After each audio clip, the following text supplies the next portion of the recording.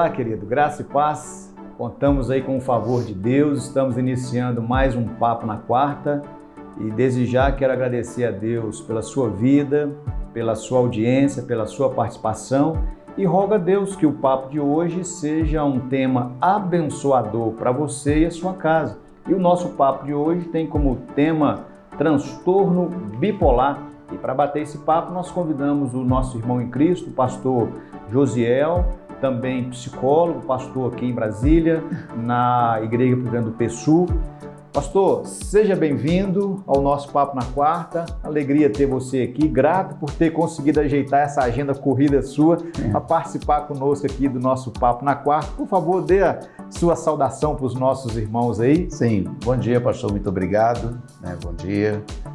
Queridos, estamos aqui, agradecemos a oportunidade de debater, conversar um pouco sobre esse tema que é tão pertinente dos nossos dias, um tema que tem sido recorrente tanto nos consultórios de psiquiatria quanto de psicologia, e é importante que vocês compreendam um pouco sobre a matéria e consigam identificar nas atividades no dia a dia o que pode estar acontecendo com um amigo, até com a gente mesmo, dentro dessa temática.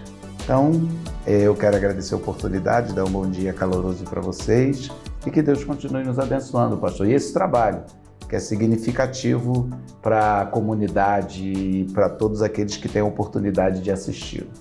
Ok, meu pastor. Normalmente nós iniciamos o nosso bate-papo tentando oferecer de forma assim bem simples para os nossos irmãos uma definição daquilo que a gente vai abordar. Então, por favor, meu pastor, ofereça para a gente uma definição, o que vem a ser transtorno bipolar. É comum, a gente ouvir pessoas brincando que a bipolaridade é uma alteração de humor. E, inclusive, dizem, que criança é bipolar, porque uma hora tá rindo, outra hora tá chorando, bebê. E elas não estão erradas, porque de forma bem simples a bipolaridade é isso. Um transtorno bipolar, em que pese todas as características particulares, os tipos, ele é uma alteração de humor. Uma hora você tem humor maníaco, outra hora você tem um episódio depressivo. Então você fica nessas alternâncias e o que vai designar esse comportamento patológico ou não é o tempo, sempre o tempo, a frequência com que ele se dá.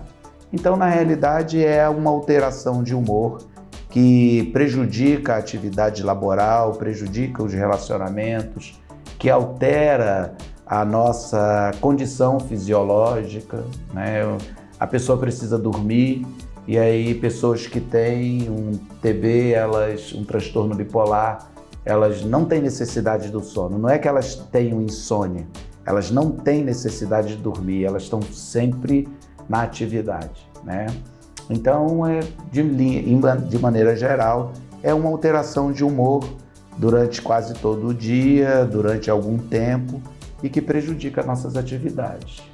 Ok, meu pastor, partindo dessa definição clara, concisa que você nos ofereceu, nós podemos afirmar que existem graus ou tipos de TB ou transtorno bipolar? Sim, tem. Nós, como eu estava falando, nós temos o transtorno bipolar tipo 1, 2 e o ciclotímico, Eles se diferenciam única e exclusivamente pelo tempo.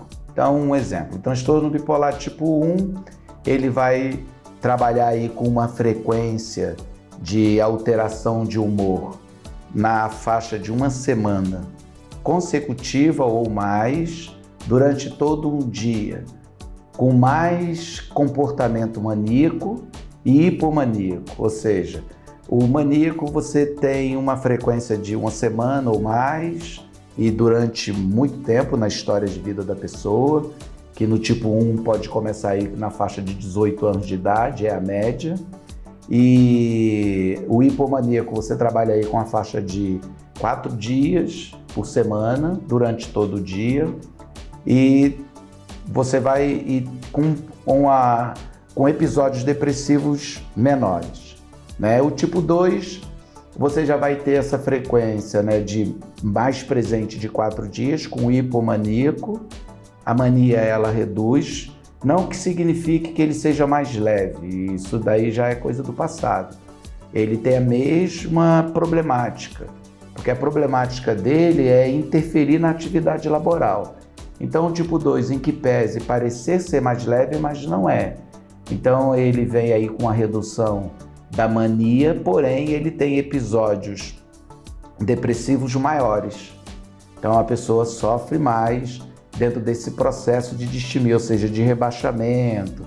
A pessoa perde a energia, não tem disposição para fazer as coisas, perde o prazer pelas atividades diárias. E o ciclotímico já é alguma coisa que num espaço grande, né, de tempo, você apresente essas alterações. Então a gente vai tendo que ter uma necessidade maior de observação para poder trabalhar esse tipo do transtorno bipolar.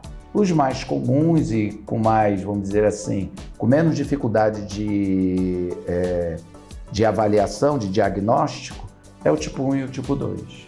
Nós podemos pontuar, assim, de forma mais clara, algumas possíveis causas para a manifestação do transtorno bipolar? Sim. A maior causa, a maior incidência é a genética hereditária, né? Pessoas que na família possuem antecedentes de bipolaridade com transtorno de bipolar, há uma incidência muito maior sobre os seus descendentes. Você também trabalha com a questão do ambiente, né? O ambiente pode estabelecer isso, uma perda, uma separação, ou seja, a pessoa pode alterar o humor e desencadear esse tipo de transtorno bipolar. O abuso de substâncias, ou seja, a drogadição de substâncias entorpecentes pode desencadear isso, porque a proximidade com eventos psicóticos é muito grande.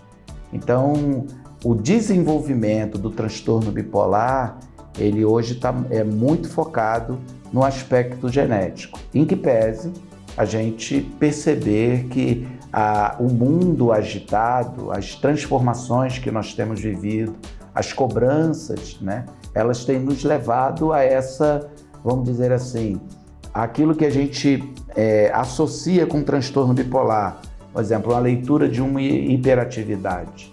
Então as pessoas elas ficam o tempo inteiro fazendo coisas, né? Isso pode ser outro diagnóstico, mas ele pode estar na realidade encobrindo esse outro diagnóstico relacionado a um transtorno bipolar.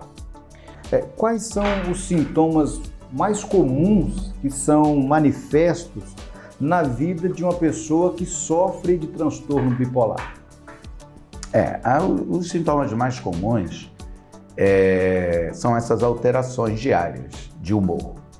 Dentro das situações, dentro das condições de mudanças de humor, nós temos o que a gente falou da mania, ou seja, da excitação, da hiperatividade, e temos os episódios depressivos, né? Na mania, a pessoa acaba virando assim aquele, vamos dizer assim, o sonhador, né? O sonhador sem limites. Ele consegue tudo e ele faz tudo ao mesmo tempo e ele não para. E como eu disse, ele diz que não tem necessidade de dormir e ele dá conta de fazer A, B, C, D, todas as coisas. E, enfim, é voltado para uma liberalidade, né? Comportamental no vestuário, na sexualidade. Se nós fôssemos pensar assim psicanaliticamente, nós estaríamos tratando de alguém que não tivesse nada de superego, ou seja, os normativos dele estariam totalmente fora de controle. O que mandaria seriam só suas vontades, né? Então, esse é um comportamento. Detalhe, é muito importante que a gente diferencie essa mania ou a hipomania de comportamentos de alegria, do tipo, a pessoa conquistou um emprego, a pessoa passou num concurso que ela vinha tentando, enfim, teve um filho, conquistou alguma coisa. Existem momentos de euforia que tem uma motivação. Agora, esse comportamento, eles não são motivados, eles acontecem, é como se você acordasse no 12, pilhado, e aí é o dia inteiro, e aí aquilo se repete amanhã, e aí é aquela história que a pessoa fala isso e você aumenta aquilo, você quer falar e a pessoa não deixa porque ela fala o tempo inteiro, impede o outro de falar. Então são comportamentos, né, que você consegue até se perder dentro do ambiente, naquilo que você está falando. A fala, ela não acompanha o pensamento, você vai tendo uma confusão cognitiva por conta da falta de sincronismo do que você fala e do que você pensa. E, concomitante a isso, a presença de processos depressivos. Então você vê uma pessoa que acordou no 12 e aí você, puxa vida, tá legal, né? Um exemplo, pô, minha esposa hoje amanheceu alegre, você saiu para trabalhar, voltou na hora do almoço, aí não tem mais aquela pessoa, já é outra pessoa, né? E aí ela dentro desse quadro, a pessoa dentro desse quadro vai apresentar desmotivação pela vida, desinteresse pelas atividades, né? Ela não vai ter iniciativa para fazer as coisas. Então, quando você identifica isso numa mesma pessoa, é bem provável que o diagnóstico dela seja de transtorno bipolar, independente do tipo, 1, 2 ou ciclotímico. Mas essa é uma grande característica. Agora, é importante lembrar que existem situações que nos levam a um episódio depressivo, tipo um luto, uma perda de alguma coisa, né? Você perde um amigo, você bate um carro, você perde um dinheiro, você comete um erro, você fica abatido, né? E isso é uma coisa, ficar abatido. Então a gente tem que analisar, porque ele é bipolar. Por que não? Porque um dia ele está de um jeito, outro dia ele está do outro. Mas por que ele está acontecendo? Então há necessidade. A palavra diagnóstico, ela perpassa por uma necessidade de uma avaliação profissional. E a gente, no Brasil, nós somos, época de Copa do Mundo, nós somos técnicos, na época de política, nós viramos expert em análise da ciência política, nós temos essa pegada de sermos expert nas coisas. Então é importante que um profissional venha fazer essa avaliação, porque o termo é diagnóstico, não é o que eu penso, o que eu acho. Porque existem coisas que me elevam, existem coisas que me abatem. Eu posso dormir chateado e posso ter um sonho que me acorde, né? E quando eu acordar, eu estou com aquele sonho ali e estou animado por conta daquele sonho. E isso pode acontecer na nossa história de vida com frequência. Nós podemos, assim, de forma bem pontual, elencar algumas consequências que pode acarretar na vida de quem tem o transtorno bipolar ou da família? Sim. Eu já tratei de algumas pessoas com transtorno bipolar e uma das grandes dificuldades que nós encontramos enquanto terapeutas na clínica é você fazer com que o outro compreenda a doença. E não é fácil, não é tarefa fácil para quem está ao lado de quem tem transtorno bipolar. Primeiro porque se a pessoa não for disciplinada, porque existe medicação que vai controlar esse humor. Mas se a pessoa não for disciplinada, ela não toma a medicação corretamente. E aí a esposa, o marido ou os filhos vão ter que se submeter àquela condição. E a pessoa não consegue se submeter a isso com um longo período. Então já tive casos, né, de separações iniciais que depois, para a honra e glória de Deus, essa conjugalidade foi restabelecida. Mas é muito difícil para o outro conviver com uma pessoa que tem transtorno bipolar. Essa pessoa ela vai ter uma extrema dificuldade no seu processo laboral. Essa pessoa, para você ter ideia, Hoje, independente do tipo, o transtorno bipolar, ele corresponde por 1/3 aproximadamente dos suicídios que existem no mundo, né? Então é muito importante que a família compreenda que está lidando com alguém que tem uma enfermidade, que tem uma patologia. E é uma patologia que ela tem controle, né, através da medicação. Dependendo do que tenha originado, tipo, se foi uma contingência, um ambiente, um estresse pós-traumático, se não tem uma história genética, o processo terapêutico pode socorrer e muito essa família. Mas há uma necessidade em todas as outras enfermidades, né? Mas o transtorno bipolar, ele afeta diretamente o outro. Esse é que é o grande problema. Existem pessoas que têm transtorno bipolar e elas não são afetadas em nada com aquilo, quando elas não têm dificuldade nas suas atividades laborais. Um exemplo, o transtorno bipolar tipo 2, 70, quase que na sua totalidade, retornam à atividade laboral. Então os prejuízos pessoais, eles são mínimos, mas para quem lida com aquela pessoa no dia a dia, o prejuízo relacional é muito grande. Então é muito comum você, às vezes, falar isso com uma pessoa que tem transtorno bipolar e ela transformar isso nisso. E você não entender e falar assim, gente, mas eu não falei nada. Eu só estava... E aí a pessoa potencializa aquela situação e aí você não sabe o que você fez, não sabe. A pessoa não vai te falar o que você fez e isso pode gerar rupturas de relacionamento. Existem muitos relacionamentos rompidos por isso que nós não acessamos.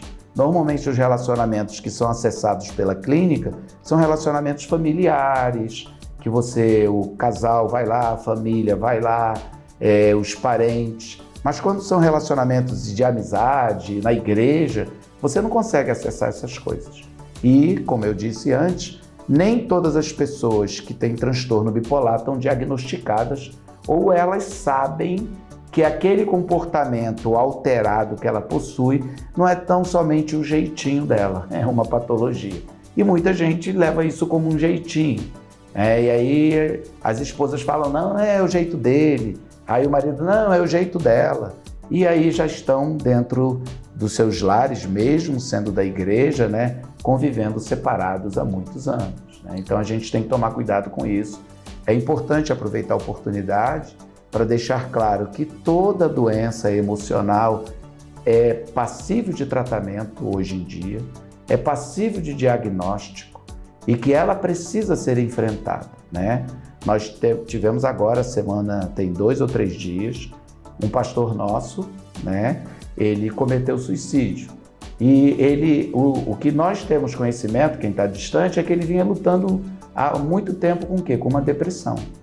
Então, a gente ainda tem o estigma de que essas enfermidades são enfermidades de só menos importância, que a gente é besteira da pessoa, que a pessoa tem que reagir, que a pessoa tem aquilo, ou então que a gente limita dizendo assim, não, isso é pecado, tudo é pecado, né? Uma enfermidade no coração é pecado, quebrar uma perna é pecado, porque o pecado, o salário do pecado é a morte, é o que nos leva para a morte. E muitas pessoas com esse tipo de transtorno, com dificuldades familiares, não buscam o tratamento por entender que a pessoa tem que se corrigir, ela tem que dar um jeito e realmente a gente precisa fazer a nossa parte. Mas na maioria dos casos, para não dizer em 100% dos casos de transtorno bipolar, há necessidade do profissional e muitas vezes também, na sua grande maioria, da administração da medicação. Ok, meu pastor, o papo fluiu tão bom que nós já estamos caminhando para o final aqui do nosso bate-papo. Mas antes da gente concluir, quais são os conselhos que você pode oferecer para aquele que está tendo essa patologia, desse transtorno bipolar e para a família que tem que conviver com essa situação? Quais seriam os conselhos ou quais são os conselhos que você pode oferecer? Olha, quem tem a patologia, ela fazer um autodiagnóstico é um erro. Aí volto para o nosso comportamento cultural. nós temos o hábito de automedicação, de autodiagnóstico. Então, se você está percebendo que a sua vida, já há um tempo, tem sido conduzida por altos e baixos extremados, ou seja, altos e baixos fazem parte da vida, mas desvios padrões de comportamento, ou seja, que as manias estão potencializadas e os episódios depressivos também são maiores, eu tenho que tomar cuidado. Então, o primeiro passo é: tire esse estigma, esse preconceito de si e procure ajuda médica. Como você procura para o diabético, para a pressão alta? Porque durante muitos anos nós carregamos uma pecha de que doenças emocionais é doido. E isso não é verdade. Então, se eu for no psiquiatra, eu estou doido. Se eu estiver fazendo terapia, eu estou doido. E você não está doido. Você tem uma patologia como uma pressão alta, uma diabetes e tantas outras que a gente carrega devido ao pecado que está na nossa natureza humana. Com a família, eu vou usar um termo que muitos conhecem, mas poucos sabem o significado, é longanimidade. Ou seja, a família precisa ter paciência dilatada. Quando ela achar que a paciência está acabando, aumenta mais um pouquinho, igual elástico, estica, meu amigo. Por quê? Porque você vai precisar de paciência. Então você vai ter que entender, é mais ou menos o seguinte, as mulheres que me perdoem, mas quando as esposas e algumas esposas estão na TPM, os maridos precisam ter uma paciência dilatada. É o mesmo procedimento. Saber a hora de falar, como agir, como conduzir, ajudar a essa pessoa a buscar um tratamento médico. Por quê? Porque isso vai se traduzir numa melhora para o relacionamento familiar exponencial. É uma coisa... eu já atendi casais que eles dizem hoje, nós somos amigos, que se eles soubessem disso antes já teriam ido há muito mais tempo, porque sofreram 10, 15 anos e agora a parte que tem a enfermidade está medicada e a família funciona normalmente. A família agora é funcional, porque há uma disfuncionalidade no bojo familiar se uma das partes, até um filho, tiver um transtorno bipolar. Você vai ter que ter um cuidado muito grande, uma paciência muito grande. E a gente sabe que como essas pessoas patologicamente se manifestam, nós também, enquanto aqueles detentores da necessidade da paciência, existe um momento que eu não estou com a paciência. Acordei, como diz o mineiro, com a avó atrás do toco, com o sangue correndo na contramão. Então naquele dia não dá, peraí, não sou de ferro. Então, essa é a grande luta. Fazer com que quem tenha o transtorno bipolar procure ajuda e a família levá-lo a essa ajuda e, durante todos os seus episódios, ele ser assistido com a maior capacidade possível de longanimidade. Paciência é o nome, até que a pessoa se cuide. Agora é importante, se nós fôssemos fazer um levantamento, nós estaríamos hoje, tanto na igreja quanto fora da igreja, relacionando grande parte das dissoluções conjugais aos transtornos bipolares. Porque a maioria dos casos que nós recebemos na clínica de disfuncionalidade da conjugalidade, da família, elas estão relacionadas aos transtornos bipolares. Por isso que muita gente fala assim, engraçado, né? Estava lá, eu e meu marido discutindo, a gente nunca nos acertamos. Fomos no psicólogo e aí corrigiu. Por quê? Porque ele foi no psicólogo, teve o diagnóstico, passou a tomar a medicação, foi no psiquiatra, agora estão vivendo funcionalmente. Então é importante para a saúde familiar que todos participem, é uma rede de apoio necessária.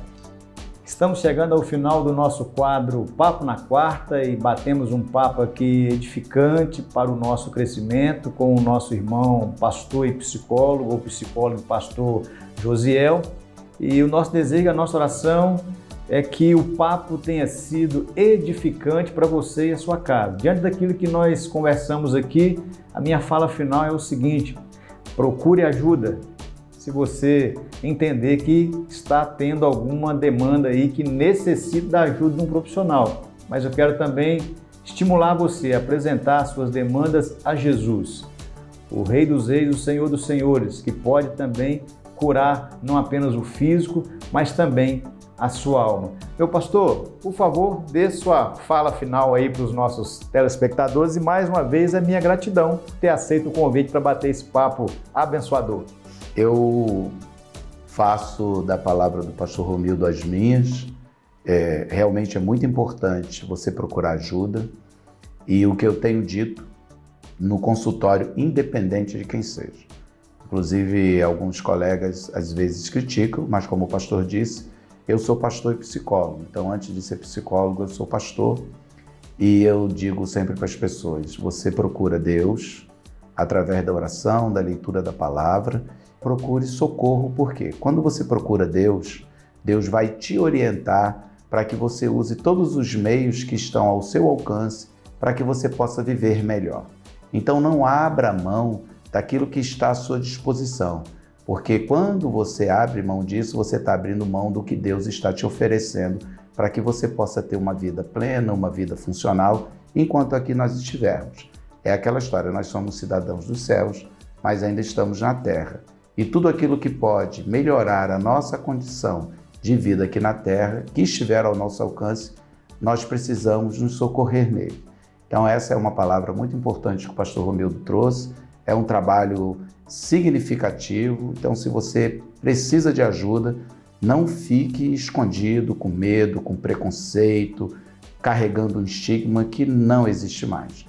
Procure ajuda, faça sua oração, procure o seu pastor e ele vai te indicar alguém. Não fique com esse pensamento do preconceito, achando que quem tem qualquer disfunção emocional é doido. Você não é doido, você é um servo de Deus. Amém. Querido, tendo a oportunidade, faça uma visita aqui à 4ª Igreja Presbiteriana de Taguatinga, em Brasília. Será uma alegria receber você e a sua família. Compartilhe aí o nosso vídeo, deixe o seu like e nos siga aí nas redes sociais. Deus abençoe você e até o próximo quadro Papo na Quarta. Um abraço, tchau, tchau.